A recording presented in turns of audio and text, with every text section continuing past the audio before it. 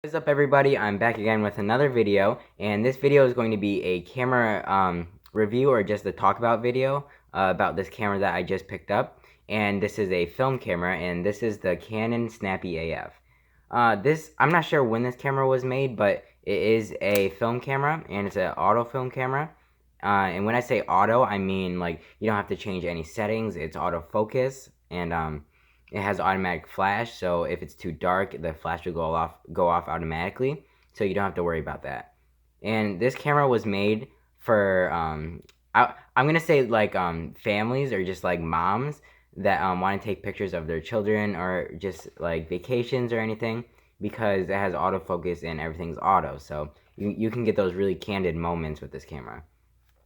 And this is also used as a street photography camera. There's many different cameras, like Minolta cameras that people like to use for street photography, and they use them because they're automatic, and you can just take pictures of someone really fast and really quick.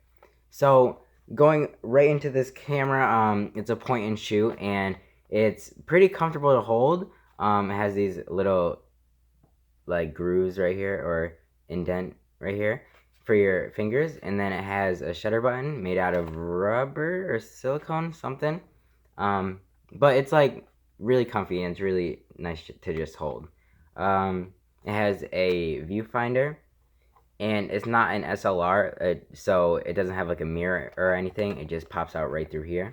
So you're gonna have to compensate for like what you're taking pictures of. So since your lens is down here and you're looking through up here, you're gonna have to, like, if you're taking really close-up pictures of someone, you're gonna have to adjust where your camera's pointing, because of the different spot of the lens in the viewfinder. You can look up different videos about where to point and how much you should change your direction of the camera, but I'm not going to talk about that right now.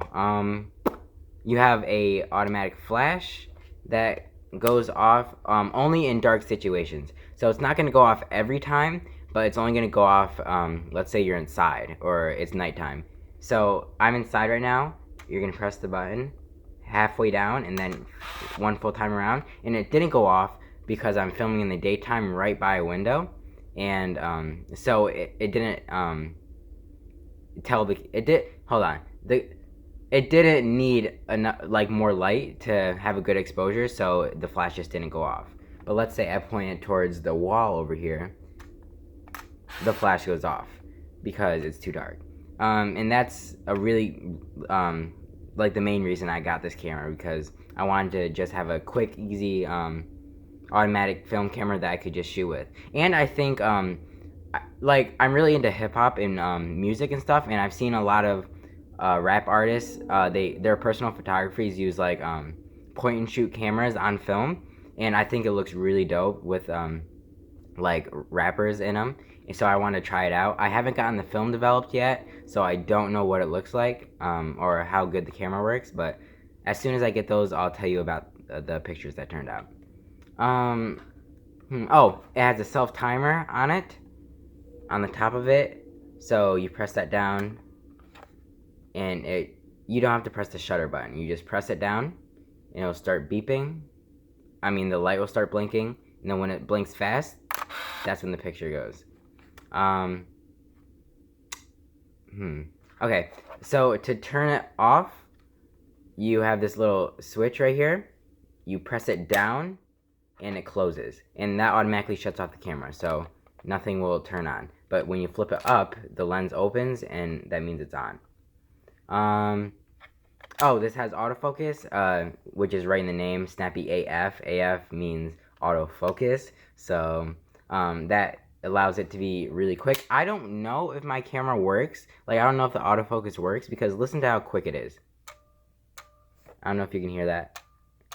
That seems really quick for autofocus. I mean, I'm not sure if it's just, let me refocus. I don't know if it's just the way the camera is, like if it actually focuses that fast, but I'll just have to see when the pictures come out. Looking inside the camera, I think this is the coolest part. Like I said, it's all automatic, so when you put the film in and you close the door, it automatically winds the film into this spool right here, and then you can just take your picture and it winds it to the next shot automatically. So you don't have to do any work with flipping a wind knob or anything. You don't have to remember to do that because it does it automatically. And when you're done with the roll of film, when you hit like 24 or 36 shots, the camera will automatically rewind the film back into the canister, which I think is the coolest part of this camera.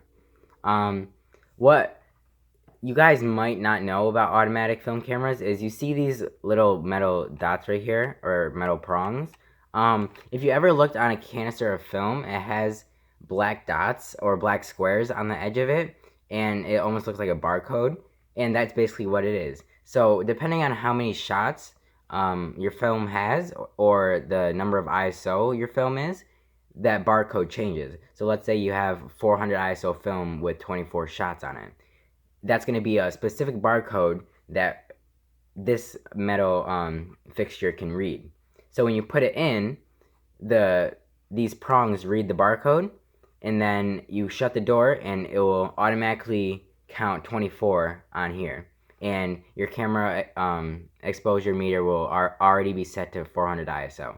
So you don't have to do any work with changing settings or anything because it does it automatically, which is why I picked up this camera, because I didn't want to do any work with that. The way you load the film is you put the canister in here, and then you bring the leader over the center of this like a normal film camera, and then all you do is you just set it right here. And you set it right here so that there's like a little pin or something that sticks out that catches one of the sprocket holes, and it just keeps spinning until it catches it. And then once it catches it, then it'll stop, and then your first exposure is ready to go. So this camera is really simple to use. It's really easy. There's no really guesswork they have to do with it. It's pretty self-explanatory, and I think the quality is really good on this for it being all plastic and being from like probably the 1900s or like 1980s or 90s or something. This is holding up really good, and it's comfy to hold. Everything's nice on it. Everything's clean, and yeah, it's pretty nice. Oh, and the battery it takes is not like AA batteries. It's this weird. It almost looks like two AA batteries just packed in a pack with like plastic wrapped around it almost. You can look up the kind of batteries that this takes. I know the Canon AE1 takes the same battery as this, and other point and shoot cameras from like 2000s, they take the same battery, so you can just look that up.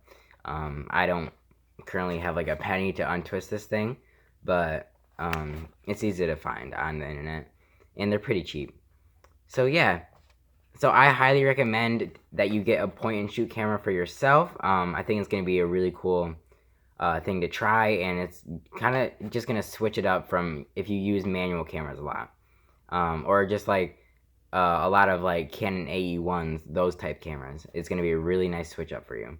So yeah, I hope you like this video.